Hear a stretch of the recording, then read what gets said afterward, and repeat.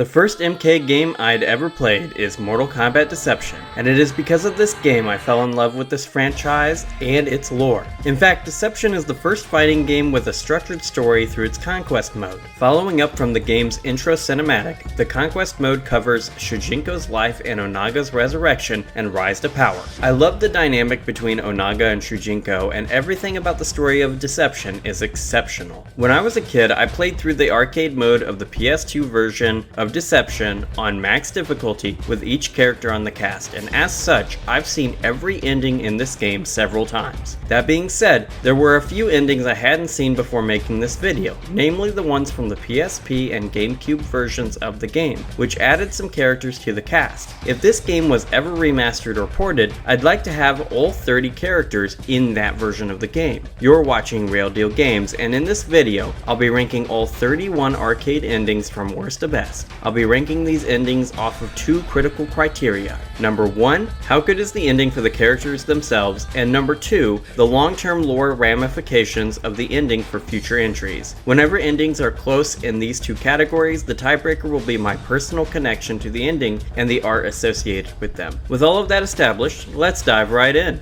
Number 31. The Dragon King had defeated us all, save one, Jax. And though I had absorbed the fighting abilities of those who had aided me, I lacked the raw anger that propelled Jax into battle. Brutally pounding Onaga into submission, Jax finally ended the conflict by embedding a Kamidogu in the would-be ruler's head.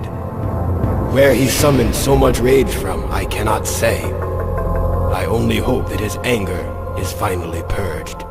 I would have preferred Jax's ending being tied to the possession plotline or something of that nature. As it stands, this is the most unbelievable of the Onaga death endings. Even Shao Kahn couldn't physically overpower Onaga and had to resort to tag team trickery. Number 30.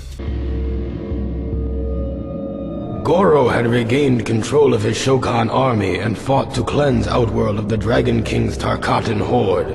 Though the Tarkata are formidable adversaries, they were no match for an army of Shokan, inspired as they were by regaining Shao Kahn's favor. Baraka's troops were quickly defeated. Goro had proven himself a powerful ally of the Emperor, but Shao Kahn had given the Shokan much in his return to power. Goro felt a gift of loyalty was in order. The Edenian military had been crushed and Kitana herself had been captured. Goro brought her before Shao Kahn and sacrificed her as an offering of fealty to the once and future Emperor of Outworld.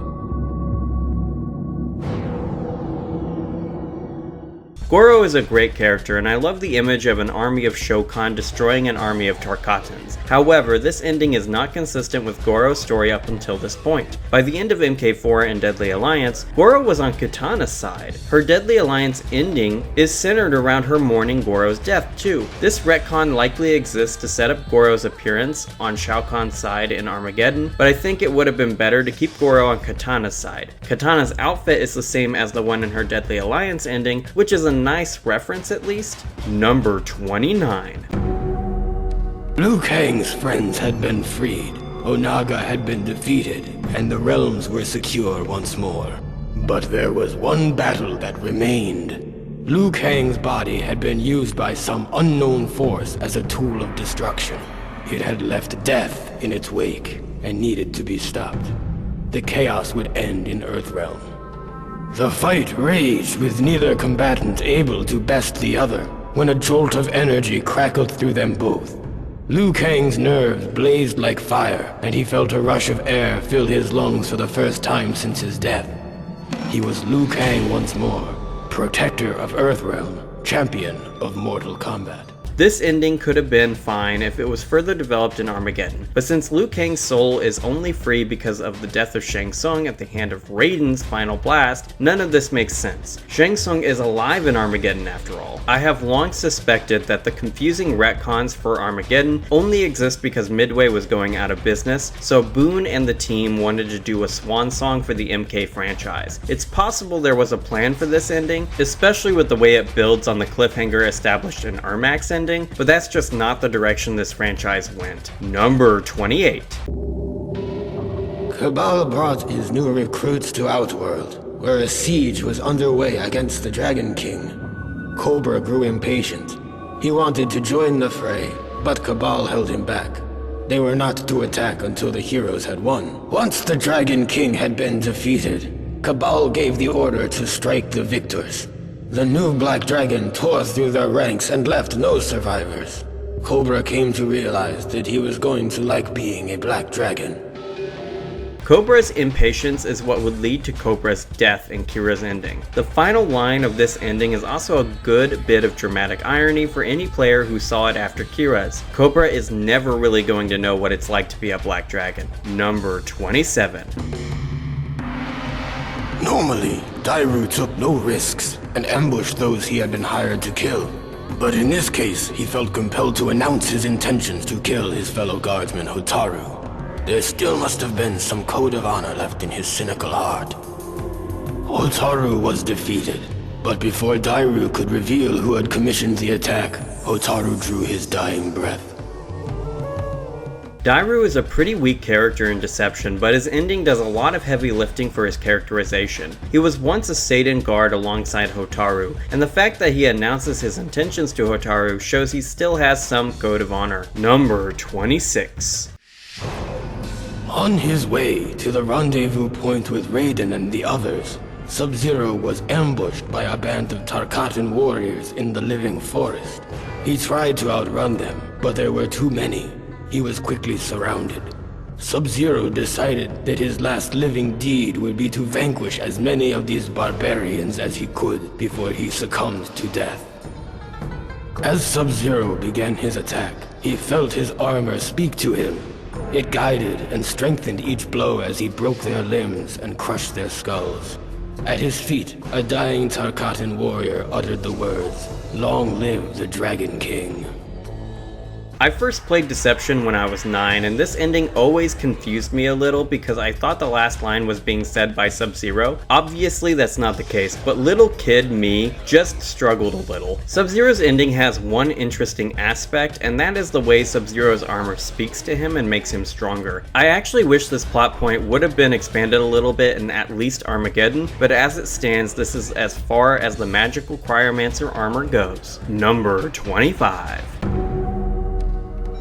In Edenia, Tanya had located the ancient texts that described the process by which to fuse the Kamidogu into one. With this information, Onaga was able to create the One Kamidogu, a tool of unspeakable power. As the Dragon King was distracted, reveling in his victory, Tanya seized the opportunity to snatch the Kamidogu from him, thereby obtaining godlike power. She destroyed the Dragon King and became ultimate overlord of the realms. The idea Tanya could overcome Onaga even when he's distracted is laughable, especially considering Shao Kahn had to use trickery to kill him all those years ago. If she had used poison or something like that, this might have been fine, but it is the fact that she snatched the One Kamidogu right out of his hands that makes this kind of unbelievable. That being said, this is a good Tanya ending and is in keeping with her character. Number 24. Sub-Zero returned to Earthrealm only to find many of his clan slain by Frost. She had come back to the Lin Kuei Temple with the intention of killing only him, but she was now delirious and saw Sub-Zero everywhere. Sub-Zero blasted her with intense cold, freezing her until she could be revived and cured of her dementia. He laid her on an altar in the chamber of fallen Lin Kuei and sealed the room with a wall of ice. Frost will one day recover. When that day comes, she will have to answer for her crimes against the Lin Kuei. This ending is completely canon, and Taven ends up freeing Frost from her frozen sarcophagus in Armageddon's Conquest mode. It is an unnecessary ending though, because it is essentially the same thing that happens in her Deadly Alliance one. It is nice that it's canon at least. Number 23. Once they had defeated the enemies of Havoc, Cabal complimented Cobra and Kira on their ferocity in battle. Their true test, however, was to face each other, to decide which of them was worthy of the new Black Dragon clan. Neither refused the challenge. Cobra fought with ferocity, but his lack of discipline allowed Kira to control the battle, easily manipulating Cobra into exposing himself to her attacks. She defeated him and proved her worth to Cabal, who gave her the honor of finding 2 more recruits to pit against each other in Mortal Kombat. Kira and Cobra both are weak characters in the franchise, but I do like the way this ending establishes Cabal's approach to building up the Black Dragon ranks. Number 22.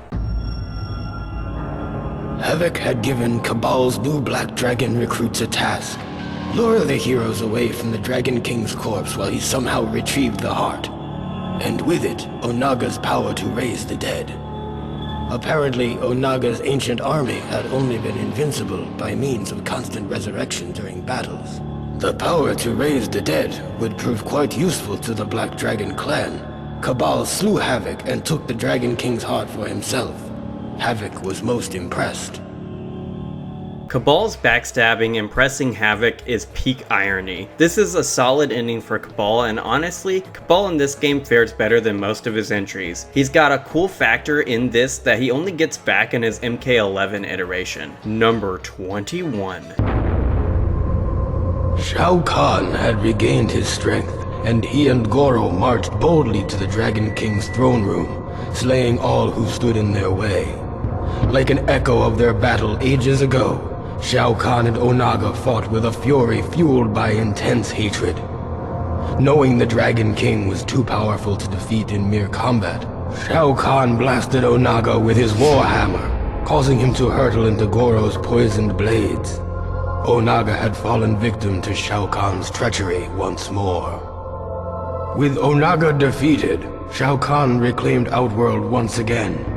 His army of Shokan decimated what remained of Kitana's armies and the Tarkatan horde and scattered their survivors into the unknown. A new era had begun in the realm of Outworld. Long live Emperor Shao Kahn. It is fitting that Shao Kahn has to resort to treachery to defeat Onaga. He had to use poison to kill Onaga the first time around, and with Onaga's new form, he needed the assistance of the strongest Shokan as well. This ending does a decent job of providing a potential explanation as to how Shao Kahn survives being taken by Onaga during Armageddon's intro cutscene. In that intro cutscene, Goro is not present, and that is potentially because he stays back at Shao Kahn's fortress, which is why Taven encounters and fights him in the later part of Armageddon's conquest mode. Number 20. With the Dragon King destroyed, Kitana made her way home to the realm of Edenia. During her journey, she was met by a being made of fire.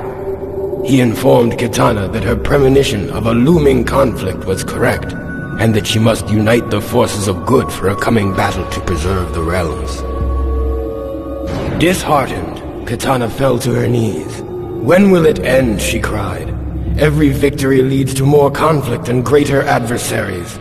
Blaze simply replied, "If all goes as planned, your enemies will be destroyed." This is a great setup for the opening cutscene that begins Armageddon. Kitana gets the Warriors of Light together because of this conversation, setting up the conflict at the Temple of Argus. Number 19. In an outer chamber of the Dragon King's throne room, Ermac did battle with Liu Kang's enslaved comrades. Ermac was more than a match for the 5 warriors, but their defeat was not his objective. Liu Kang materialized and one by one freed their souls while Ermac occupied the rest. Eventually, all 5 were awakened from their enchantment and freed from Onaga's control. Ermac was pleased that his warriors' skills could for once bring about a noble outcome. He sensed, however, that an ominous force still shaped the destiny of the realms. It was everywhere. He could feel its influence on Onaga, though the Dragon King was oblivious to its manipulation. Time was running out.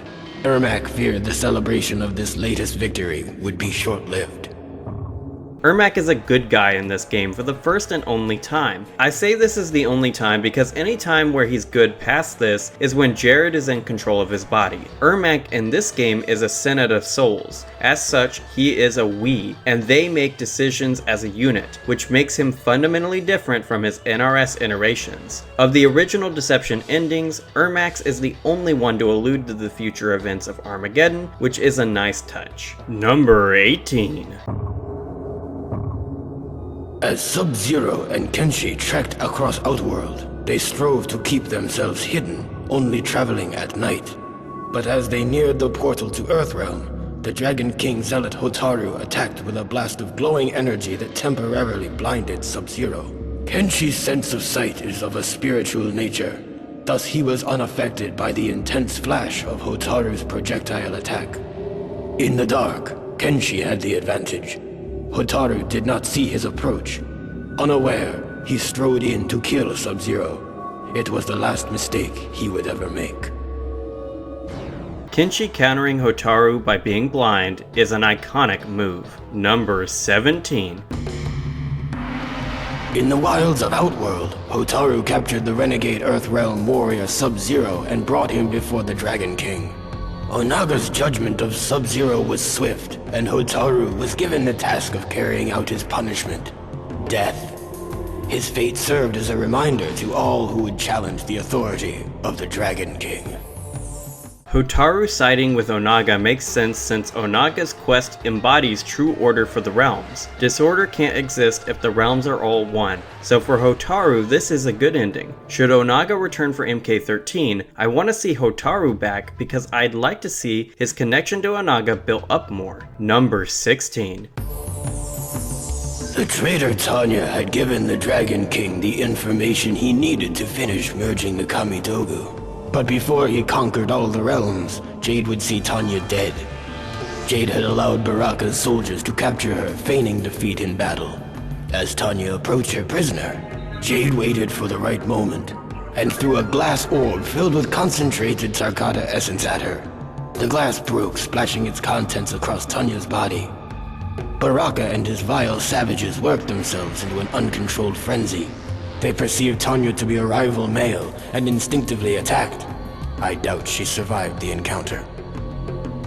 This is the first time Tanya is punished for her traitorous behavior, and the Tarkata come across as being way more powerful than they are in the NRS iteration of MK. The fact that a group of them are able to kill Tanya and the way they seem to be a greater threat in several other endings in the game demonstrates that. Number 15. Although Onaga had returned from the dead, he did not re-inhabit his original body. Sindel and Jade found his sarcophagus opened. His body remained, but the armor was missing. Strangely, the hieroglyphics in his tomb were similar to an ancient Edenian language. She discovered an incantation inscribed by Onaga's holy men that was intended to transport his soul back into its original body. As she was memorizing the spell, Onaga emerged from the shadows. Onaga could have defeated both Jade and Sindel, but instead he took sadistic pleasure in unleashing Katana against them. He was a fool. Jade held off Katana while Sindel thrust her Kwandao into the heart of the corpse. As she screamed the ancient incantation, Onaga's soul leapt from Reptile's body into its intended vessel. The corpse came to life and cried in agony as the Kwandao prevented its heart from reforming. Sindel held the blade firmly in place as Onaga returned to the cold sleep of death. With the Dragon King defeated, the realms were safe, and Sindel's daughter Katana was free from his spell. May Edenia know peace once more.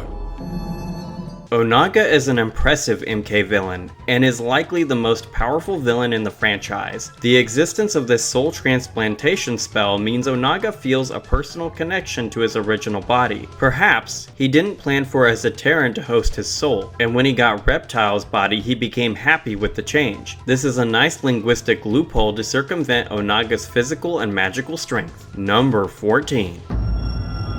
An alliance had been formed of warriors from vastly different origins, but with a similar goal: to defeat Onaga. Li Mei marched uneasily into battle against the Dragon King. The closer she got to him, the more she came to understand which side was truly deserving of victory. Li Mei turned on her former allies and gave her emperor the time he needed to finish merging the Kamidogu.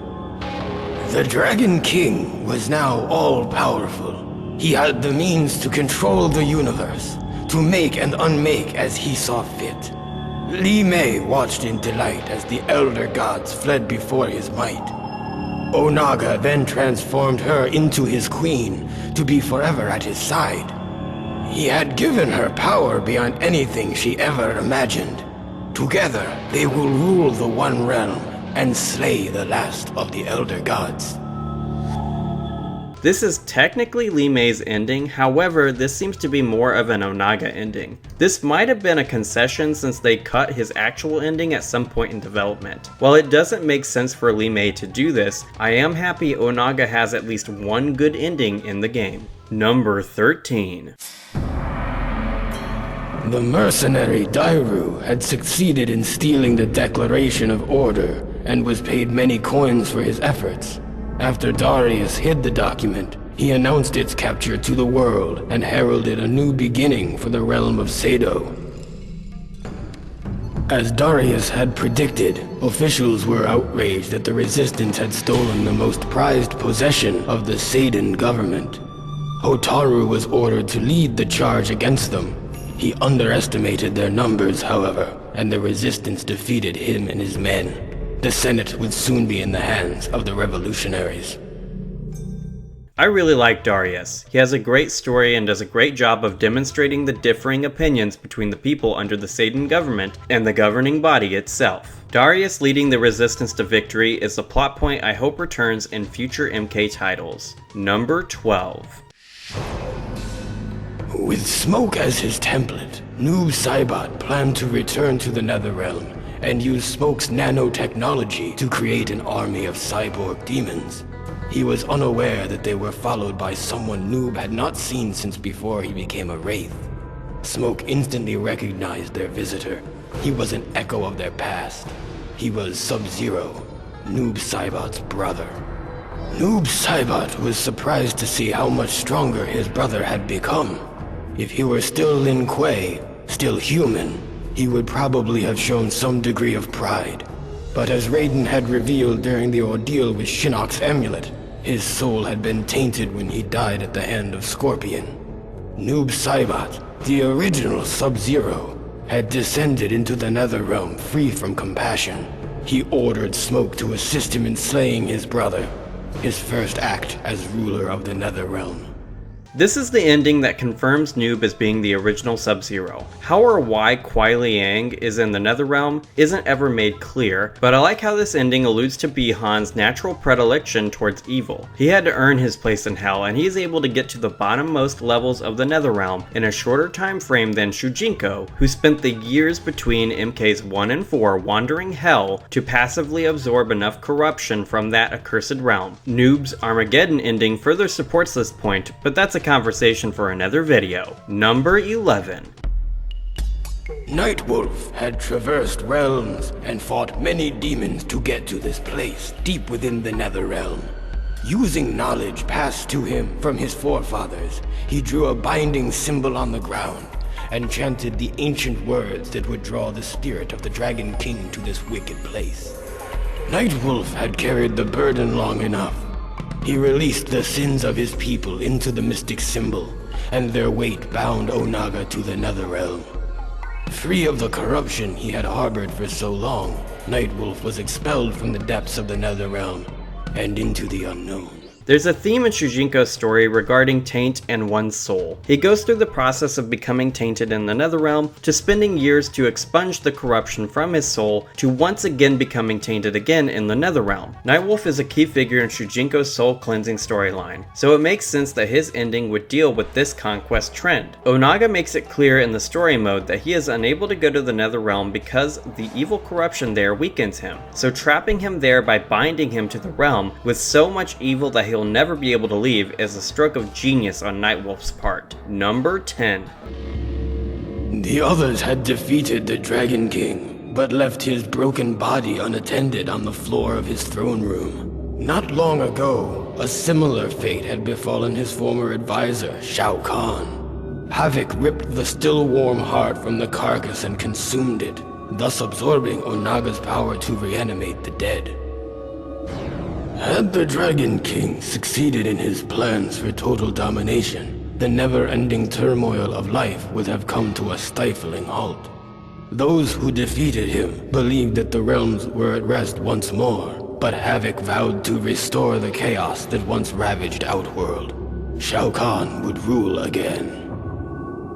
Just like Hotaru siding with Onaga because of the Eternal Order he represented, Havoc went against Onaga for the opposite reason, to preserve chaos. Returning Shao Kahn to power is an awesome play too, although this part of the ending becomes irrelevant with the release of the GameCube port because Shao Kahn is confirmed to have been alive the whole time in that version of Deception. I've always found that retcon to be a stupid one though, so I still like this ending. Number 9.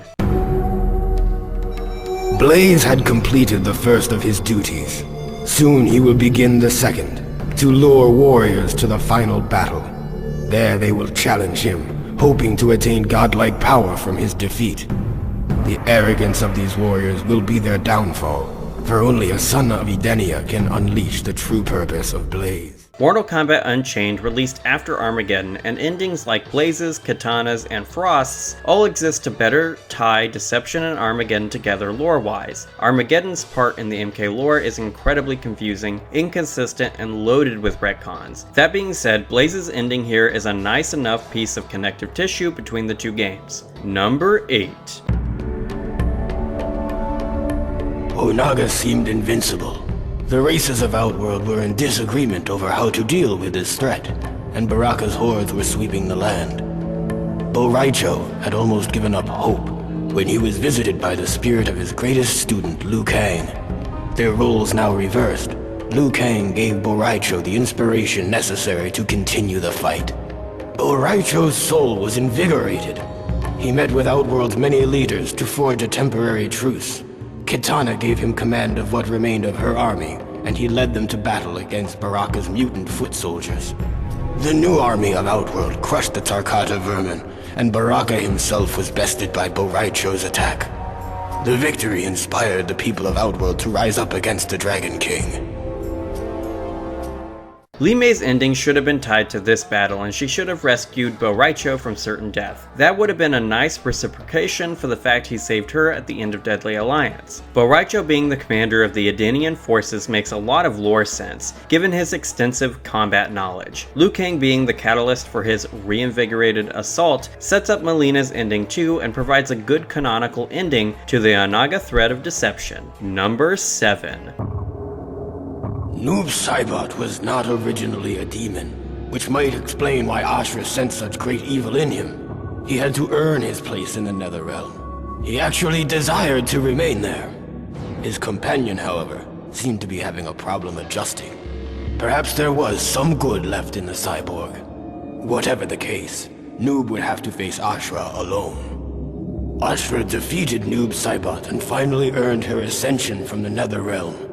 But the sword that made her escape possible did not travel with her.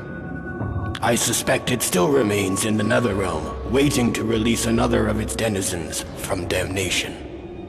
Ashra's whole story is centered around her quest to ascend out of the Netherrealm. Her ending is mostly canon too, as the player can find her in Edenia towards the end of the Conquest campaign. She actually asks Shujinko to go get her sword from the Netherrealm, which is something the player can actually do as a side quest. Doing this does mean that the sword will no longer be able to save any other Netherrealm denizens though. Number 6.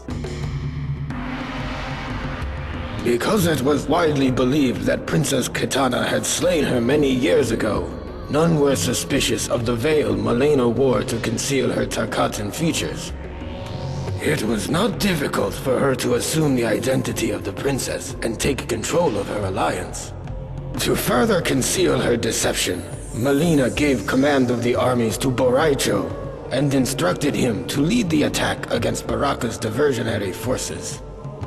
Baraka's militia had failed to divert the enemy, and to her surprise, was decimated by Bo Raicho's forces. She then realized that she was in control of the most powerful military force in Outworld and Edenia combined. She had finally achieved her true purpose, her destiny. But Milena could not continue her charade indefinitely, not as long as Baraka knew the truth. She ambushed him in the ancient beetle lair and fed him to a swarm of flesh-eating insects. All hail, Princess Kitana.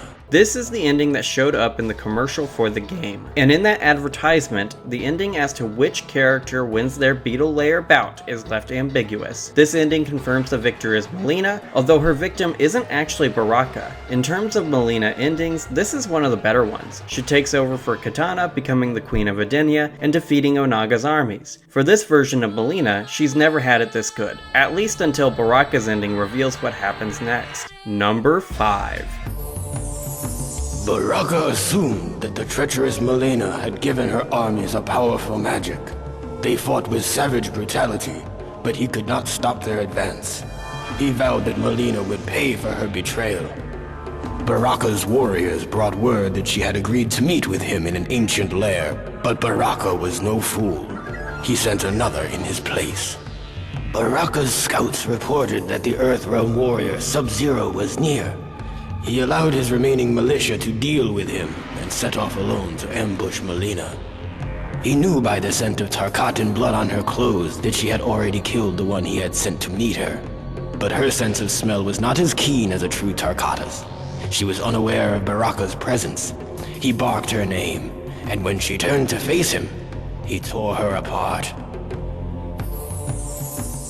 Baraka is on full display in this ending. He gets the drop on Mileena, calling her poi perfectly, and then sends his militia to attack Sub-Zero, the result of which we saw in Sub-Zero's ending. Something I love about Deception endings is the way they are interconnected, even though Armageddon makes it clear these endings aren't canon beyond the confines of this game. That being said, Baraka's ending is remarkably great for him, especially considering his MK3 and 4 endings weren't representative of him that well at all. During the NRS era, Baraka is rebooted as a brainless beast, and while he is still prone to bouts of savage rage, he is not stupid. He's animalistic, but animals aren't dumb, and this ending demonstrates that. Deception is the last game in the franchise where Baraka isn't a jobber, and I miss the era of MK where each character in the cast had an actual place in the lore and story of the game. Number 4.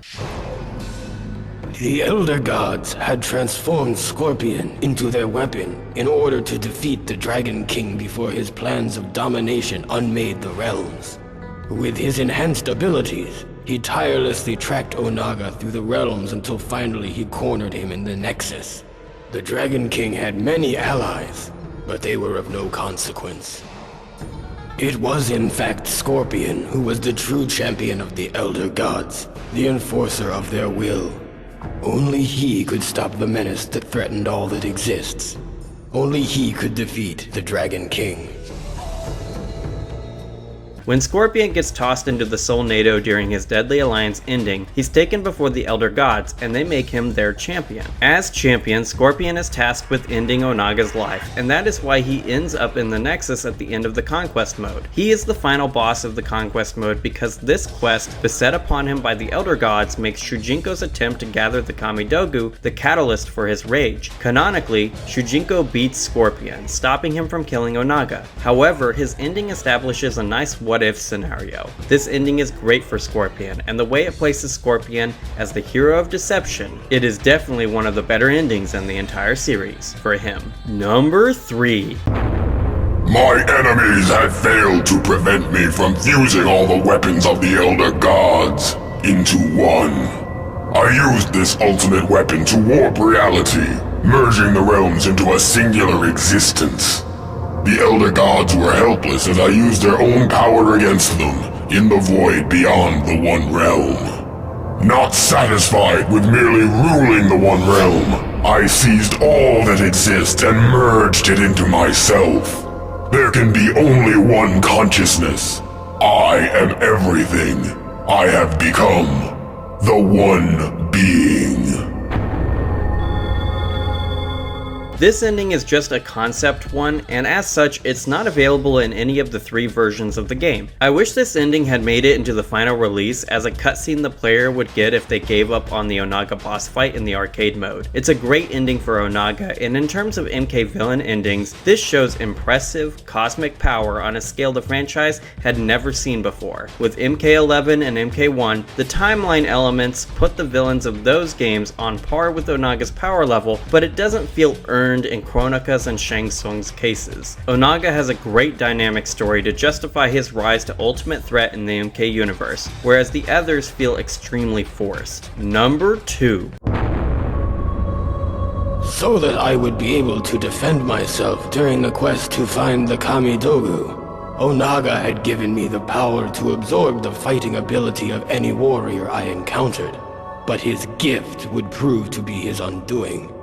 The warriors in Outworld were in disarray, heroes were not focused on the true threat of Onaga, and villains were unaware that they were bringing about their own destruction by serving him. I united them, and in one moment absorbed their combined fighting power. I shattered each of the Kamidogu, the source of his invulnerability. This weakened Onaga, and I attacked him without mercy. His mortal form was no match for a combatant infused with the powers of so many warriors. The Dragon King was finally defeated. The realms will remain as they have since the beginning. Shujinko's ability to copy the fighting styles of other fighters created a justification for Deception's Conquest mode to be designed the way it is. The Conquest mode is essentially a tutorial conjoined with an adventure mode, and that's the type of design I wish NRS would bring back into MK again. Shujinko using Onaga's gift against him is a kind of poetic justice too, and a fitting end for my favorite MK villain. Shujinko is one of the most powerful characters in MK lore, and I wouldn't be surprised if we were to see him finally return in future titles. Number 1. My patience for mortals has worn thin. If I am to protect Earthrealm, I must punish those who would threaten it. The fool Shujinko had let himself be deceived into believing that he worked for a greater good. He was in fact an unknowing tool of a greater evil, one that had almost caused the destruction of Earthrealm. That Shujinko undid his mistake and destroyed the Dragon King is of no importance. Those who place Earthrealm in harm's way will pay with their lives.